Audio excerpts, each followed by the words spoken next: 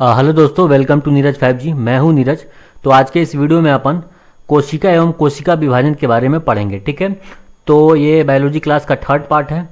तो जैसा कि आपको पता है कि बीएसएससी इंटर लेवल का फॉर्म भरना चालू हो चुका है। ठीक है, तो आज के वीडियो ये काफ़ी इंपॉर्टेंट होने वाला है। इस चैप्टर से दोस्तों बहुत ज़्यादा क्वेश्चंस पूछते हैं दोस्तों एग्ज़ाम में। ठीक है, तो इसको चलिए without wasting a time video को शुरू करते हैं।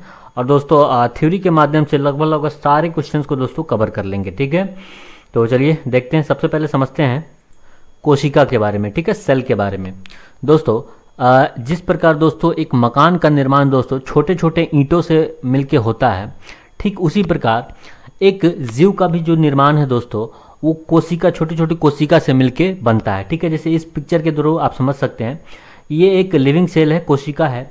अब बहुत सारे कोशिका मिलके दोस्तों क्या बनाते हैं, टिश्यू यानी उत्तक बनाते हैं। ठीक है, और बहुत सारे उत्तक मिल करके दोस्तों एक ऑर्गन का निर्माण करते हैं, यानी अंग का निर्माण करते हैं। जैसे यहाँ फोटो में देख सकते हैं स्टमक, पेट क्या है दोस्तों, एक ऑर्गन है। ठीक है, और ऐसे ही बहुत सारे ऑर्गन मिल करके दोस्तों, बहुत सारे अंग मिल करके अंग तंत्र का निर्माण करते हैं। ठीक है, जैसे यहाँ पे एक अंग तंत्र दिया गया है। कौन सा अंग तंत्र है दोस्तों, डाइजेस्टिव सिस्टम है। ठीक है, अब इसमें देखिए लीवर भी अपने आप में क्या है, एक ऑर्गन है। ठीक है, इंटेस्टाइन भी यानी आंत भी क्या है, अपने आप में एक ऑर्गन है। ठीक है, तो ऐसे ही बहुत सारे अंग तंत्र मिल करके ऑर्गेनिज्म यानी जीव का निर्माण होता है। ठीक है, इसीलिए दोस्तों कोशिका को दोस्तों क्या कहा जाता है, जीव का संरचनात्मक एवं क्रियात्मक इकाई कहा जाता है। यानी इसकी जो संरचना है, जीवों की जो संरचना है, उसका सबसे छोटा इकाई कौन सा है दोस्तों, यूनिट कौन सा है, सेल ही तो है। इसीलिए कोशिका को क्या कहा जाता है, जीवों का संरचनात्मक एवं क्रियात्मक इकाई कहते हैं। दोस्तों कोशिका की संख्या के आधार पर जंतु मुख्यतः दो प्रकार के होते हैं। एक तो होते हैं एक कोशिकीय और दूसरे बहुकोशिकीय यानी मल्टी सेल्यूलर। ठीक है, तो ये मैंने आपको पिछले वीडियो में भी समझाया था। एक कोशिकीय में कौन कौन से आते हैं दोस्तों, अमीबा हो गया और प्रोटोजोआ संघ के सभी प्राणी आते हैं। बहुकोशिकीय में दोस्तों जैसे मेढक हो गया, बिल्ली हो गया, मानव हो गया। अच्छा, मानव के शरीर में लगभग दोस्तों 5000 अरब कोशिकाएं पाई जाती हैं।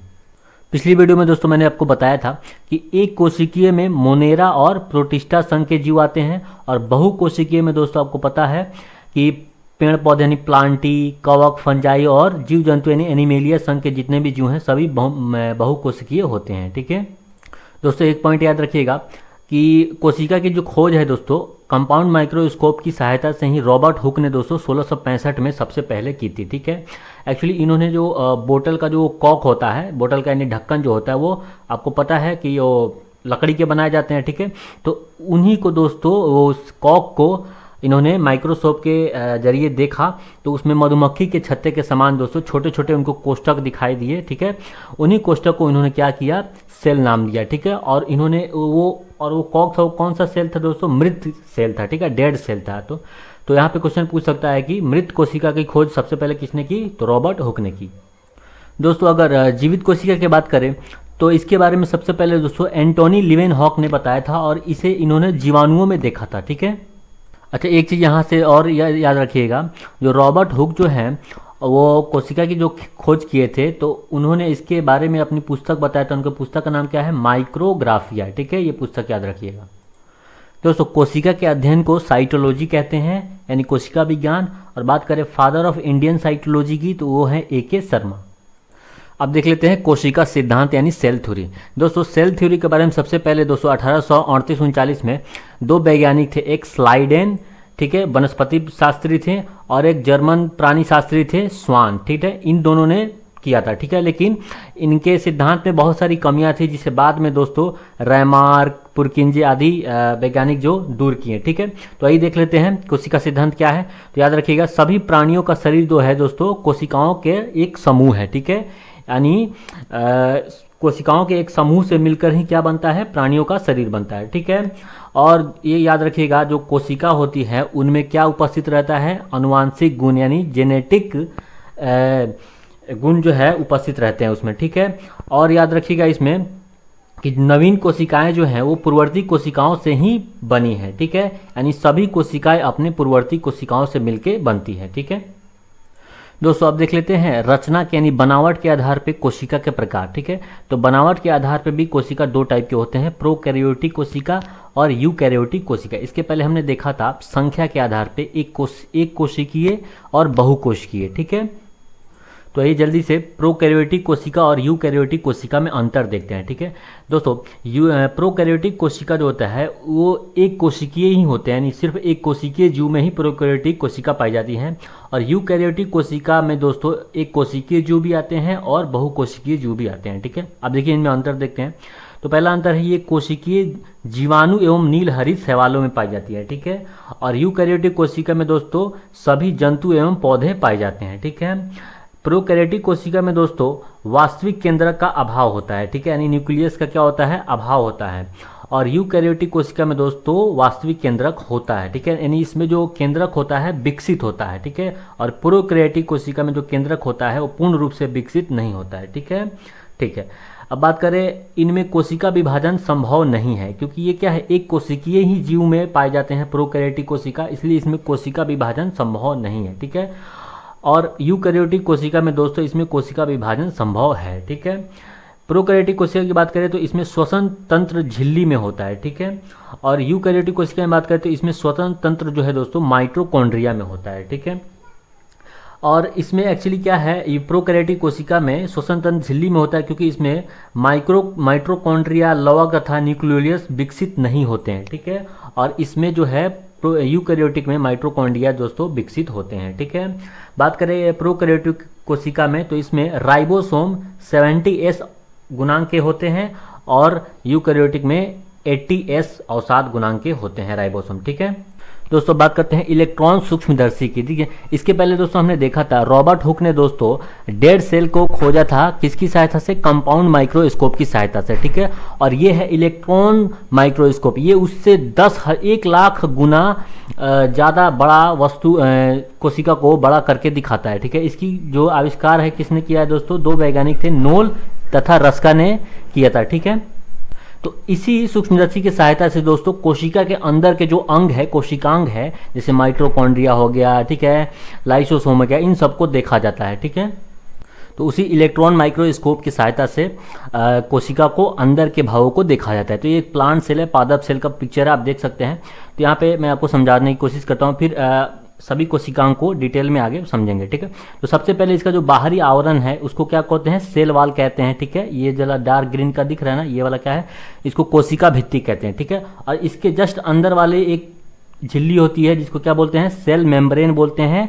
ठीक है, यानी कोशिका झिल्ली बोलते हैं। ठीक है, और इसी कोशिका झिल्ली के अंदर दोस्तों ये ग्रीन कलर का जो दिख रहा है ये क्या है, एक लिक्विड है जिसको क्या बोलते हैं, साइटोप्लाज्म यानी प्रोटोप्लाज्म भी बोलते हैं, यानी कोशिका द्रव्य यानी जीव द्रव्य भी बोलते हैं। ठीक है, ठीक है। इसके बाद यहाँ पे देखिए छोटे छोटे कोशिकांग है, तो ये रेड कलर का जो दिख रहा है क्या है, माइटोकॉन्ड्रिया है। ठीक है, उसके अलावा ये वाला देखिए यहाँ पे ये बड़ा सा गोल दिख रहा है, ये क्या है, केंद्रक है, न्यूक्लियस है, और न्यूक्लियस के अंदर ही क्या है, केंद्रिका होती है। ठीक है, जिसको न्यूक्लियोलस बोलते हैं। ठीक है, उसके अलावा यहाँ पे देख लीजिए क्लोरोप्लास्ट है। ठीक है, ये प्लांट सेल में पाया जाता है। ये है वैक्यूल है, ये बड़ा वाला जो दिख रहा है ये क्या है, वैक्यूल है। ठीक है, और ये सारे ये क्या है, राइबोसोम है, ये वाला छोटे छोटे दिख रहा है ये राइबोसोम है, और ये वाला जो ऐसे ऐसे दिख रहा है ये क्या है, एंडोप्लाज्मिक रेटिकुलम है। ठीक है, तो इस सब के बारे में पढ़ेंगे। और यहाँ पे ये एनिमल सेल है। ठीक है, तो जंतु कोशिका है, तो इसमें आपको कोशिका भित्ति यानी सेल वाल नहीं पाया जाता है। ठीक है, तो चलिए अब एक एक करके कोशिका के अंदर के जो अंग है एक एक करके समझते हैं। ठीक है, तो सबसे पहले समझते हैं दोस्तों प्लाज्मा झिल्ली यानी प्लाज्मा मेम्ब्रेन, जिसे कोशिका झिल्ली या कला भी कहते हैं। ठीक है दोस्तों, यह कोशिका के सभी अवयव एक पतली झिल्ली द्वारा घिरे रहते हैं। ठीक है, इस झिल्ली को कोशिका कला या प्लाज्मा झिल्ली कहते हैं। ठीक है, इस झिल्ली के द्वारा ही कोशिका अपने वातावरण से अलग बनी रहती है। ठीक है, जैसे मैंने फोटो में दिखाया, जैसे ये देख रहे हैं ना, ये चारों तरफ ये क्या है, प्लाज्मा झिल्ली है, इसी को प्लाज्मा झिल्ली कहते हैं। नेक्स्ट है दोस्तों कोशिका भित्ति, जिसे सेल वाल कहते हैं। ठीक है, ये दोस्तों पादप कोशिका का सबसे बाहरी आवरण होता है। ठीक है, ये जंतु कोशिका में दोस्तों आपको नहीं मिलेगा। ठीक है, एक्चुअली ये क्या काम करता है, ये जो है सेलुलोज का बना होता है। ठीक है, और ये पादप कोशिका को एक निश्चित दोस्तों आकृति व आकार में बनाए रखने में मदद करता है। ठीक है, तो यहाँ पे आप देख सकते हैं ये क्या है, सेल वाल है, ये बाहर का जो दिख रहा है ना ये क्या है, सेल वाल है। नेक्स्ट है सबसे इंपॉर्टेंट पार्ट है दोस्तों केंद्रक यानी न्यूक्लियस। ठीक है, इसे दोस्तों कोशिका का नियंत्रण कक्ष यानी कंट्रोल सेंटर भी कहते हैं। ठीक है, केंद्रक के अंदर दोस्तों केंद्रक 4 भागों से मिलकर बनता है। ठीक है, तो पहले उसको समझाते हैं। ठीक है, इसको थोड़ा सा बड़ा कर लेते हैं। ठीक है। अब देखिए ये क्या है, केंद्रक है, न्यूक्लियस है, ठीक है। अब इसके चारों ओर के जो आवरण है, एक जो झिल्ली है, उसी को क्या कहते हैं, केंद्रक झिल्ली कहते हैं, जिसको केंद्रक कला या न्यूक्लियर मेम्ब्रेन कहते हैं, ठीक है। तो ये पहला पार्ट हो गया, ठीक है, ये चारों ओर का जो झिल्ली है, ठीक है। और इस झिल्ली के अंदर जो एक लिक्विड तरल पदार्थ होता है, जिसको क्या कहते हैं, न्यूक्लियोप्लाज्म यानी केंद्रक द्रव्य भी कहते हैं, ठीक है। इसी द्रव्य के अंदर दोस्तों क्या होता है, डीएनए आरएनए तैरता रहता है, ठीक है। प्रोटीन एंजाइम सारे इसी में होते हैं, ठीक है। अच्छा, इसी के अंदर दोस्तों एक चीज होता है क्रोमैटिन, ठीक है। ये धागे जैसी संरचना होती है, जो कहाँ पे काम आती है, जब कोशिका का डिवीजन होता है, सेल डिवीजन होता है, वहाँ पे ये क्रोमेटिन काम आती है, ठीक है।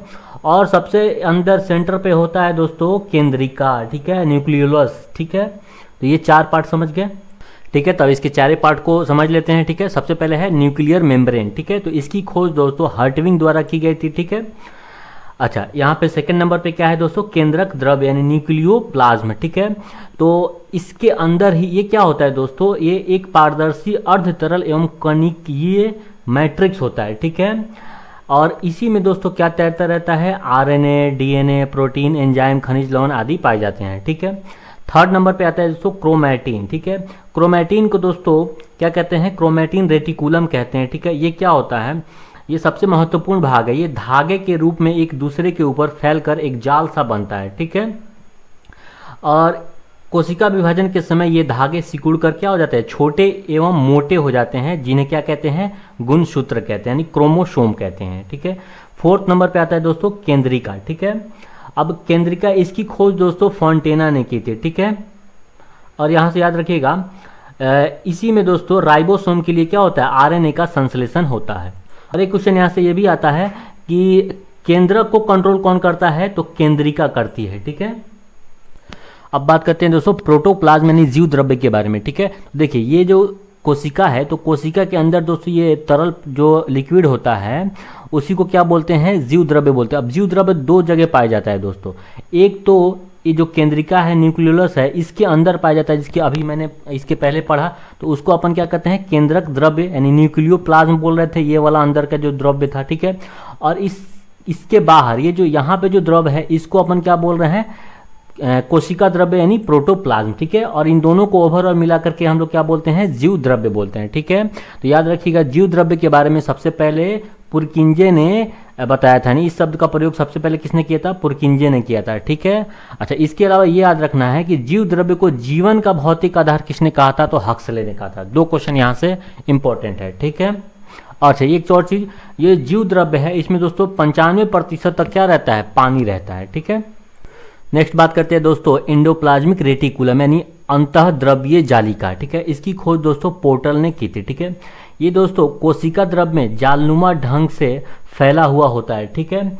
और ये क्या होता है, एक चपटी नलिकाओं सा बना होता है, ठीक है। और इसी नलिकाओं द्वारा क्या होता है दोस्तों, प्रोटीन, खनिज लवण, एंजाइम, शर्करा, जल का क्या होता है, परिवहन होता है, ठीक है। अब इस फिगर में देखिए दोस्तों, ये जो दिख रहा है ना, ये नलिका में जो जालनुमा संरचना दिख रहा है ना, यही क्या है, एंडोप्लाज्मिक रेटिकुलम है, ठीक है। और इसके सिरे पे देखिए छोटे छोटे जो दिख रहे हैं ना खुरदरे रूप, यही क्या है दोस्तों, राइबोसोम है, ठीक है। ये क्या है, राइबोसोम है। और इसी की वजह से ये क्या हो जाते हैं, एंडोप्लाज्मिक रेटिकुलम कुछ खुरदरे हो जाते हैं। तो इसी के कारण एंडोप्लाज्मिक रेटिकुलम कितने टाइप के होते हैं दोस्तों, 2 टाइप के, एक स्मूथ और एक रफ, ठीक है। ये समझ गए। तो ये 2 तरह के होते हैं, एक रफ एंडोप्लाज्मिक रेटिकुलम, ठीक है। तो इनके सतह पे दोस्तों राइबोसोम लगे होते हैं, ठीक है। और ये किसके संश्लेषण में काम आता है, प्रोटीन संश्लेषण में काम आता है, ठीक है। और जिसके सतह पे राइबोसोम नहीं लगे होते हैं, उन्हें क्या कहते हैं, स्मूथ एंडोप्लाज्मिक रेटिकुलम कहते हैं, ठीक है। ये वसा बनाने के कार्य में आता है, ठीक है। अच्छा, एक क्वेश्चन और पूछता है दोस्तों एंडोप्लाज्मिक रेटिकुलम से, ये कोशिका को यांत्रिक सहायता प्रदान करता है, इसीलिए इसे क्या कहते हैं, कोशिका का कंकाल तंत्र भी कहते हैं, ठीक है। नेक्स्ट है दोस्तों माइटोकॉन्ड्रिया, दोस्तों इसे powerhouse of the cell भी कहते हैं, यानी कोशिका का बिजली घर भी कहते हैं, ठीक है। दोस्तों माइटोकॉन्ड्रिया जो है दोस्तों, इसका जो नाम है अल्टमैन ने दिया था, ठीक है। यहाँ से एक क्वेश्चन ये बनता है, ठीक है। दोस्तों एक्चुअली इसमें होता क्या है, इसमें बहुत सारे क्या पाए जाते हैं, श्वसन एंजाइम पाए जाते हैं, ठीक है। और इन्हीं की सहायता से क्या होता है दोस्तों, इलेक्ट्रॉन के ट्रांसफर के द्वारा एटीपी यानी एडिनोसिन ट्राइफॉस्फेट बनते हैं, ठीक है, जिसमें ऊर्जा रासायनिक ऊर्जा के रूप में क्या रहती है, संचित रहती है, ठीक है। ये ऑक्सीश्वसन से भी संबंधित होता है तथा एटीपी के अणुओं के रूप में ऊर्जा का उत्पादन करता है, ठीक है। इसीलिए दोस्तों इसे क्या कहते हैं, कोशिका का ऊर्जा घर भी कहते हैं। दोस्तों एक क्रेब्स चक्र में दोस्तों टोटल 38 एटीपी का क्या होता है, निर्माण होता है, यानी इसी को क्या बोलते हैं, एक ग्लूकोज बोलते हैं, ठीक है, याद रखिएगा। अच्छा, यहाँ पे क्वेश्चन पूछता है कि कोशिका में श्वसन के लिए कौन जिम्मेदार है, तो याद रखिएगा माइटोकॉन्ड्रिया। तो ये था दोस्तों आज का वीडियो, आज यहीं तक स्टॉप करते हैं, ठीक है। अभी बहुत सारे अभी इसमें कोशिकांग बचे हुए हैं, अभी डीएनए पढ़ना है, ठीक है, सेल डिवीजन पढ़ना है, कोशिका विभाजन, ठीक है। तो बहुत अभी वीडियो लंबा हो जाएगा, ठीक है। तो अभी यहीं तक रहने देते हैं, ठीक है, बाकी का जो है नेक्स्ट पार्ट में करेंगे, ठीक है, बायोलॉजी का 4th क्लास में, ठीक है। तो ये था आज का video. I hope you enjoy this video. Thanks for watching. जय हिंद, जय भारत।